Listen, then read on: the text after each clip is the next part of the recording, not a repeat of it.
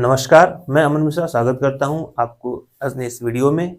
जैसा कि मैंने आपको कल बताया था कि हम डेली पत्र सूचना कार्यालय से जो भी विज्ञप्तियां जारी की जाएंगी सब पे एक चर्चा करेंगे, सबको पॉइंट टू पॉइंट पढ़ेंगे और उसमें से 2-3 खबर ऐसी निकालेंगे जो आपके लिए और हमारे लिए बहुत महत्वपूर्ण होंगी। तो चलिए आज देखते हैं कि पत्र सूचना कार्यालय के द्वारा कौन कौन सी विज्ञप्तियां निकाली गई हैं और जल्दी से उसे पढ़ते हैं। उपराष्ट्रपति सचिवालय की तरफ से बताया गया है कि उपराष्ट्रपति 4 जनवरी 2024 को जम्मू का दौरा करेंगे। प्रधानमंत्री कार्यालय की तरफ से कुछ 5 या 6 विज्ञप्ति आई हैं, जल्दी से उनको देख लेते हैं। अगत्ती लक्षद्वीप हवाई अड्डे में हुई एक सार्वजनिक सभा के दौरान प्रधानमंत्री ने संबोधन दिया, उसका कुछ मूल पाठ यहाँ पे दिया गया है। प्रधानमंत्री ने 2024 का उनका पहला सार्वजनिक कार्यक्रम तमिलनाडु में युवाओं के बीच आयोजित करने पर गर्व व्यक्त किया। प्रधानमंत्री श्री नरेंद्र मोदी ने लक्षद्वीप के अगत्ती हवाई अड्डे पर एक सार्वजनिक सभा को संबोधित किया।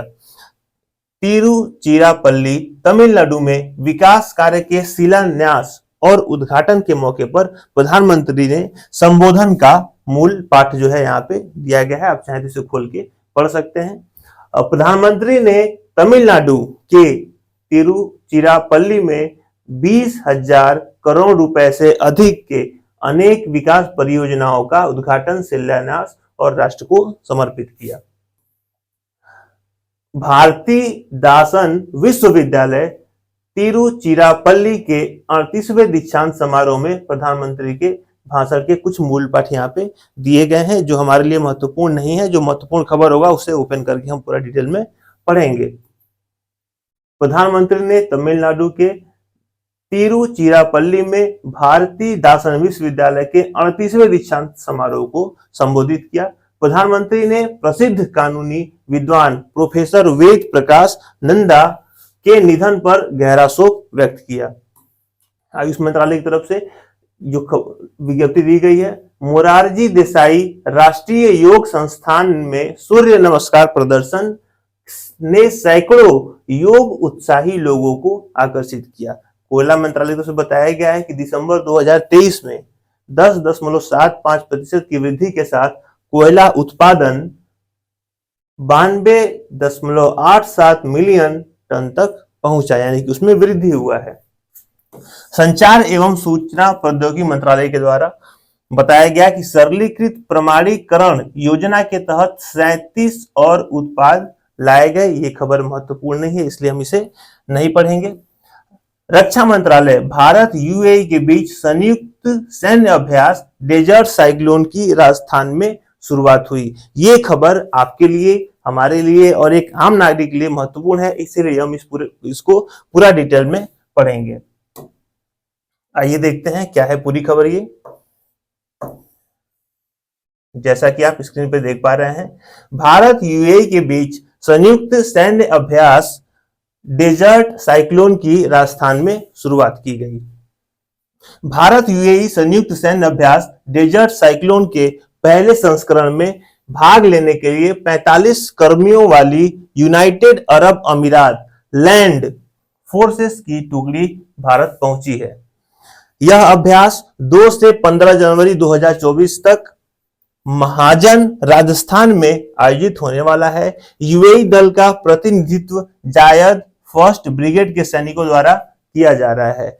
45 कर्मियों वाली भारतीय सेना की टुकड़ी का प्रतिनिधित्व मुख्य रूप से मैकेनाइज्ड इन्फेंट्री रेजिमेंट की एक बटालियन द्वारा किया जा रहा है। अभ्यास का उद्देश्य United Nations charter on peace keeping operation के चैप्टर 7 के तहत रेगिस्तानी अर्ध रेगिस्तानी इलाके में निर्मित क्षेत्र FIBUA में सहित उप पारंपरिक संचालन में अंतर संचालनीयता को बढ़ाना है। यह अभ्यास शांति स्थापना अभियानों के दौरान दोनों पक्षों के बीच सहयोग और अंतर संचालनीयता को बढ़ाएगा। अभ्यास डेजर्ट साइक्लोन के दौरान अभ्यास किए जाने की योजना में एक संयुक्त निगरानी केंद्र की स्थापना, घेरा और खोज अभियान, निर्मित क्षेत्र का प्रभुत्व, और हेलीबोर्न संचालन शामिल है। यह अभ्यास सहयोगात्मक साझेदारी को भी बढ़ावा देगा और दोनों पक्षों के बीच सर्वोत्तम प्रथाओं को साझा करने में मदद करेगा। अभ्यास डेजर्ट साइक्लोन भारत और यूएई के बीच दोस्ती और विश्वास को एक मजबूत करने का प्रतीक है। इस अभ्यास का उद्देश्य साझा सुरक्षा उद्देश्यों को प्राप्त कराना और दो मित्र देशों के बीच द्विपक्षीय संबंधों को बढ़ावा देना है। ये कुछ तस्वीरें हैं जो आप देख पा रहे होंगे स्क्रीन पे। आइए कुछ और ऐसी खबरें थी जो हमसे छूट गई थी, उसको भी हम देखते हैं। जैसा कि हमने देख लिया रक्षा मंत्रालय से, और वित्त मंत्रालय का देख लेते हैं नोटिस, जो भी विज्ञप्ति आज की आई है। 7.32% भारत सरकार स्टॉक 2024 का पुनर्भुगतान के अंतर्गत शेष बकाया 25 जनवरी 2024 तक, इसकी भी एक विस्तृत नोटिस होगी। स्वास्थ्य एवं परिवार कल्याण मंत्रालय की तरफ से जो विज्ञप्ति दी गई है उसे भी पढ़ लेते हैं। केंद्रीय स्वास्थ्य मंत्री डॉक्टर मनसुख मांडविया ने एनसीडीसी की क्षेत्रीय शाखा, 6 राज्य शाखाओं और 2 बीएसएल 3 प्रयोगशालाओं का शिलान्यास किया। राष्ट्रीय सिकल सेल एनीमिया उन्मूलन मिशन के तहत सिकल सेल रोग के लिए 1 करोड़ से अधिक लोगों की जांच की गई। मुझे लगता है ये महत्वपूर्ण खबर है जिसे हम लोगों को पढ़ना चाहिए।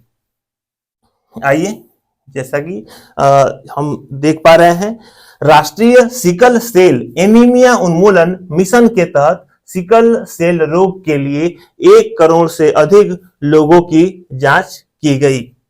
स्वास्थ्य मंत्रालय द्वारा एक महत्वपूर्ण उपलब्धि हासिल की गई। राष्ट्रीय सिकल सेल एनीमिया उन्मूलन मिशन के तहत सिकल सेल रोग के लिए 1 करोड़ से अधिक लोगों की जांच की गई। यह मिशन 3 वर्षों में 7 करोड़ आबादी की जांच करने का प्रयास करेगा। सिकल सेल रोग एक आनुवांशिक रक्त रोग है जो पीड़ित रोगी के पूरे जीवन को प्रभावित करता है। यह रोग भारत की जनजातीय आबादी में अधिक आम है, लेकिन गैर जनजातीय आबादी में भी होता है। राष्ट्रीय सिकल सेल एनीमिया उन्मूलन मिशन 1 जुलाई 2023 को मध्य प्रदेश के शहडोल में माननीय प्रधानमंत्री द्वारा शुरू किया गया था। यह कार्यक्रम भारत के सभी जनजाति और राज्यों, केंद्र शासित प्रदेश के अन्य अधिक व्याप्त क्षेत्रों में सिकल सेल एनीमिया की जांच, रोकथाम और प्रबंधन के लिए एक मिशन मोड चलाया जा रहा है।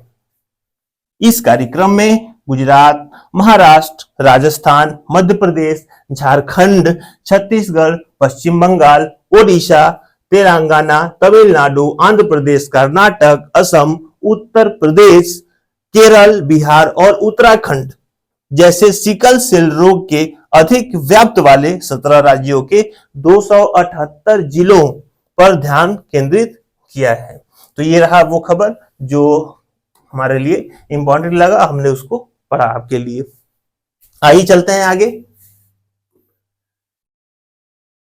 गृह मंत्रालय की तरफ से भी केंद्रीय गृह एवं सहकारिता मंत्री श्री अमित शाह ने हाल ही में जम्मू और कश्मीर में हुए आतंकी हमले के मद्देनजर वहां की सुरक्षा स्थिति पर आज नई दिल्ली में समीक्षा बैठक की अध्यक्षता की।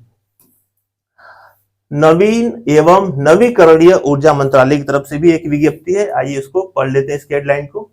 नए रणनीतिक और भौगोलिक क्षेत्रों में इरेडा का भविष्य का रोड मैप बनाने के लिए 2024 को मानव संसाधन विकास और अनुशासन वर्ष नाम दिया जाएगा। इरेडा सीएमडी ने ऐसा बताया। कार्मिक लोक शिकायत एवं पेंशन मंत्रालय की तरफ से क्या कहा गया देखते हैं। महिला सशक्तिकरण नीति का पालन करते हुए पेंशन और पेंशन भोगी कल्याण विभाग ने सीसीएस पेंशन नियम 2021 में संशोधन किया, जिससे सरकारी महिला कर्मचारी को अपने पति की वरीयता में पारिवारिक पेंशन के लिए अपने बच्चों को नामित करेंगी। इसको भी हम चाहें तो पढ़ सकते हैं, लेकिन कुछ और महत्वपूर्ण खबरें इसमें निकल के जरूर आएंगी जिससे हम पढ़ेंगे। विज्ञान एवं प्रौद्योगिकी मंत्रालय की तरफ से बताया गया 9 वर्ष का सैटेलाइट एक्सपोसैट, एक से अधिक संस्थाओं ने संपूर्ण विज्ञान के संयुक्त प्रयास का प्रतीक। अब इसमें ऐसी जरूर कोई बात होगी जो हमारे लिए इंपॉर्टेंट है, आइए देखते हैं क्या है। केंद्रीय विज्ञान और प्रौद्योगिकी मंत्री डॉक्टर जितेंद्र सिंह ने कहा कि 9 वर्ष का उपग्रह एक्सपोसैट एक से अधिक संस्थानों में संपूर्ण विज्ञान के संयुक्त प्रयास का एक उदाहरण है। रमन अनुसंधान संस्थान के प्लेटिनम जुबली समारोह को संबोधित करते हुए श्री सिंह ने कहा कि प्राथमिक विज्ञान पेलोड की कल्पना, डिजाइन एवं विकास रमन अनुसंधान संस्थान द्वारा किया गया है, जबकि इसका प्रक्षेपण भारतीय अंतरिक्ष अनुसंधान संगठन इसरो ने किया। इसमें बहुत सारी बातें लिखी गई हैं। मुझे लगता है कि आम जीवन से इसका कोई खास संबंध नहीं है। आइए हम चलते हैं अपने हेडलाइंस पे, और यहाँ पे 2-4 खबरें और हैं जिसे हम देखने की कोशिश करते हैं। यहाँ देख रहे हैं पतन, पोत, परिवहन और जल मार्ग मंत्रालय की तरफ से वर्षांत समीक्षा 2023 दी गई है। इसमें कुछ प्रमुख बिंदु होंगे जिसे हम जल्दी से देख लेते हैं। देखिए, इसमें कुछ ये खास बिंदु हैं जिसे हम देख लेते हैं, जिसे वर्षांत समीक्षा 2023 में दिया गया है डिटेल में, लेकिन हम केवल उनकी प्रमुख बातों को देख लेते हैं। जैसे प्रधानमंत्री ने भारत की ब्लू इकोनॉमी, आपने लगातार खबरों में पढ़ा होगा, ब्लू इकोनॉमी के समर्थन में लॉजिस्टिक, बुनियादी ढांचा और पोत परिवहन में आकांक्षाओं को शामिल करते हुए समुद्री अमृतकाल विजन 2047 लॉन्च किया। भारत 2014 में 44वें रैंक के मुकाबले अंतरराष्ट्रीय शिपमेट श्रेणी में 22वें स्थान पर पहुंच गया है। ये एक अच्छी खबर है भारत के लिए।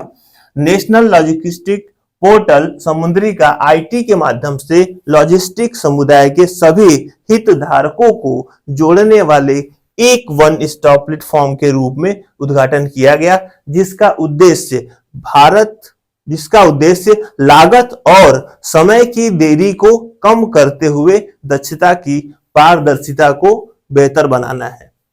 सागर मंथन नामक एक डिजिटल प्लेटफॉर्म लॉन्च किया गया है, जिसमें मंत्रालय और उनके सभी संगठनों को संबंधित व्यापक डेटा शामिल है। सागर सेतु मोबाइल ऐप को ईज ऑफ डूइंग बिजनेस को बेहतर बनाने के लिए लॉन्च किया गया। भारत में पहला अंतरराष्ट्रीय cruise liner Costa Serena Mumbai से लॉन्च किया गया, ये भी खबर आपने पढ़ा होगा।